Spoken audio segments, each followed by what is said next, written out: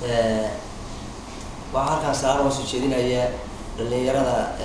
jaaliyada Malaysia ee Soomaaliya joogta oo nagala qayb galay barnaamijkan ballaaran ee lagu caawinayo Iqra Bashiir Bire laguna socodsiinayo wixii bini aadama oo bini aadama kaalmo bini aadama u fidin kara kuwaas oo magacyada kala yihiin absaabooran iyo dhalinyarada kale oo hadda la socota aftaada waxaanu halkaan kasoo jeedinaynaa tarnoleedkii aan soo marnay anigu aan soo maray taariikhda anigu waxay ahayd anigu waxaan ka tirsanaa ciidamadii horeetay ee Soomaaliya kadibna markii dowladda Soomaaliyeed ee dhexe ay burburtay waxaan noqday xoogsade anoo ka shaqaysan jiray wixii habka shaqaa iyo yimaada amaali maqaayado qoryo jabis jabis ismaha guryaha iyo waxyaalaha noocaas ah ka shaqaysan jiray walaalayaal waxaa ka bacdi la kulmay anigoo sidaa u shaqeeyo isaas ka tahay waxaa la kulmay gabadha ayaa xanuunku wuxuu haleelay sanadku markuu ah 2009 bishii 10 Oktoobar ayaa waxaan ku aragnay nabarka isha oo soo baxaya markaas aanu raadinay inaanu meesha joogo dhakhtar maahay inaanu dhaqaatiir raadino dhaqaatiirta raadinteedii waxaanu ka bilownay Puntland baanu ka bilownay magaalada Garowe Boosaasaanu tagnay Boosaas waxa ay ka qaban weyday waxaanu tagnay Hargeysa Burcaan tagnay Burcaan waxa ka qaban weyday Hargeysa tagnay Hargeysa waxa ka qaban weyday Addis Ababa tagnay iyo qowmiyada inta dhammaan dadka meelaha kula kulmay cudurkaas nooc yahay way garan waayeen inta kadib baanu waxaanu aadnay annagoo baabuur dib badan saaran oo marnay wadada mooyaale inaga isku xirta oo wada dheer oo dib badan ah oo in badan maalin habeen weynayni ayaa waxaan tagnay Nairobi markii aan tagnayna waxaan noo sheegay gobol weyn qabto cancer telecom cudur inuu oo laba cudur oo isqabaarsan mid telecom yahay oo indhaha uu ku dhaco kan labaadna uu yahay mid jirka kale qaybihiisa kale ku dhaca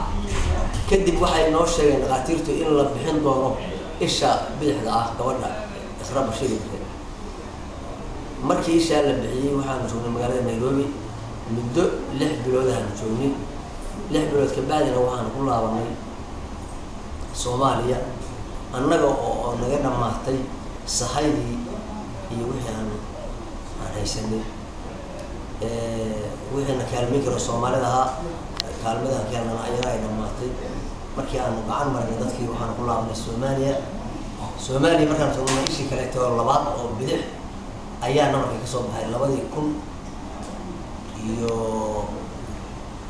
2011 markay ahayd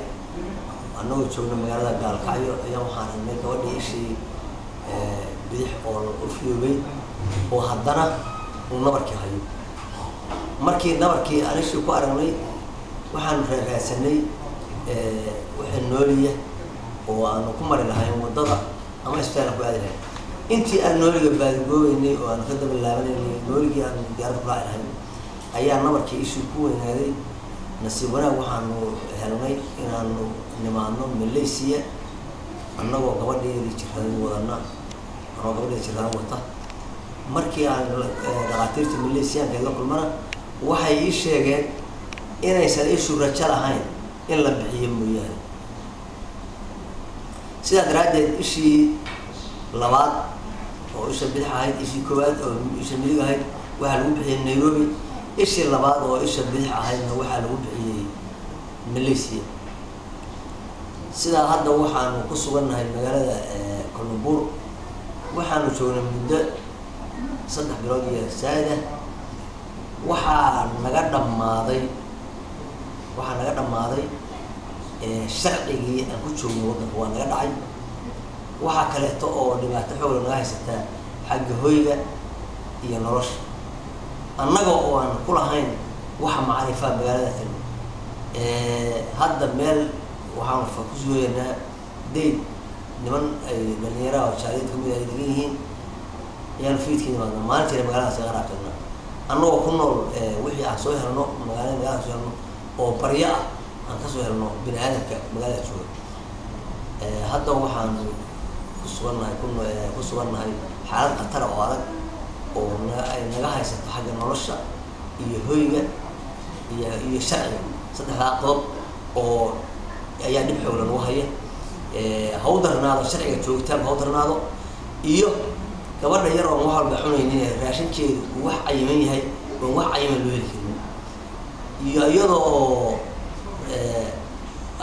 عافمات كي ولي وهو سيو وسعي لا تجسنا كبرنا سنة هاي شيء كان الله هاي أن الله هاي بنا كلام وحبة داول وسيكرينه أنا يوكلين ممكن أقاتير ثاني يوقع على خصوصية ما هنا إن أم بنا كده ويستوى بنا كده وكراسي أبغى يغير هذيك أنا كده ويستوى ما يوكلا وهيقول لي المركي أيوة دودا وحنا خبر هاي إسبار كنا ساعته إسبار كامل كنا ساعين هاي وحنا لقى دبوس اللي قال العق فربنا بعد دبوس هم ولا قال إلا إذا كلام يا من هاي أو أنا نسكون عايز هاي دبوس يا سمركا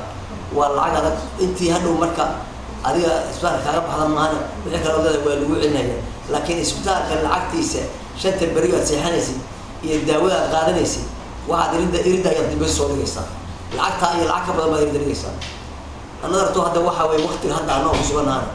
أنا هذا ساعة ده سوي شو ومهني كرانو عانيه يعرف كده عن سبحان الله يدنا وقف شرا نرش واحد يقص في كحران تاي عنها يوحي ولا ما هو قدار هذا يبقى في الله دي كده ما بقى عبيسه وهكذا توي ده كسي درن مركي أو حرادين لها قف دجاج فنيم ماهي قف شيء كلام ماهي وهو أفريقيا تسعير يوسف جدي وبويسة واحد يقبل درن ملهي أو يقبل درن ملهي توني فرق ولا سيدا مرة واسع هنا هي مرة دوشة مسجدة مرة واحد صوبر هي وراد الهدية هي وهي عمل هذا سيدا دراد ما قصنا هي هذا وحكامية إيه ضد الصومالي يحل كلام هذا وحكامية أدوك ما بيستحق شغله وبسيدة إنك قبل ناس كفيريان سووا هذا يدبات هذا أنا وعاويان أما أي قصة باكستان قبل ناس إخراج بشير الدباء وسد عشرين نهي كويلي وأن أبهر بنا يعني واحد تيو يعني كده من هذا وياه أنا هيستنا أي هري وهو مرينا وبيبر دوبان أنا والله أصلا الدنيا إسبانية كل وريه مثلا صدق مع الجوالات يوحنا نسكون مرسيين صدق الدولار بنا نسكون مرة ماشي ويا يوسف هاي وهاي ماشي عن جروي وعن كان صعد بلاوي العاد كله يحاول كله بعض أنا وحنا حوسني يوحنا هذا كيل كربا وانهر مريء هذا وحنا قص بلارن وشراء الدنيا وحنا كل اليوم كذا كنا ولا حريرة هذا صار كي وحاوية مركز تهجو يعني يو ضدك إسلام كيو حيسته وحصل غيسنا يبيش سكاس ولو وحصل غيسنا هي أنت بوحنا كعصنا إن عاويان أنا جاي جوار داير رب بشير يعني ما عيوا